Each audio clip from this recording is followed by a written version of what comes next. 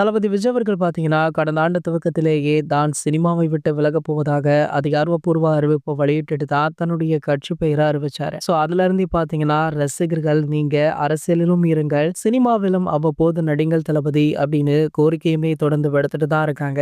தற்போது அவர் பார்த்தீங்கன்னா, அவருடைய கடைசி திரைப்படமான தளபதி 69வது படப்பிடிப்புல பிஸியாகவுமே இருந்துட்டு இருக்காரு. இந்த நிலையில இந்த படம் பற்றிய எக்ஸ்க்ளூசிவான அப்டேட் ஒன்று வைரல் ஆகிட்டு இருக்கு. அதாவது இதுவரைக்குமே இந்த படத்திற்கு டைட்டில் வைக்கல. அதனால தளபதி 69 அப்படின்னு ரசிகர்களுமே அழைச்சிட்டு இருக்காங்க. அதற்காக தற்போது படக்குழு படத்துடன் டைட்டிலுடன் கூடிய ட்ரெய்லர் ஒன்றை வெளியிட இருக்காங்களாம்.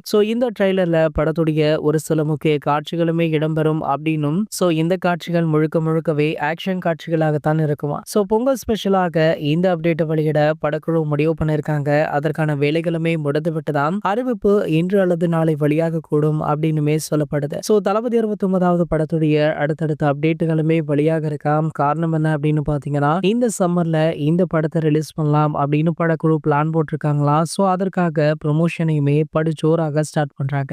அதே சம்மர்ல தான் அதிர்சருடைய குட் பேட் அக்லி, தனுஷ் அவர்களுடைய இட்லி கடை ஆகிய 2 படங்கள் ரிலீஸ் ஆகுது. இந்த 2 படங்களுக்கு போட்டியாக தளபதி 69வது படம் இருக்கும் அப்படின்னுமே எதிர்பார்க்கப்படுது. இது போன்ற சினிமா செய்திகளை பத்தி நீங்க உடனே தெரிஞ்சுக்க நம்மளுடைய தளபதி 360 அப்படின்ற நம்ம சேனலை சப்ஸ்கிரைப் பண்ணிக்கோங்க.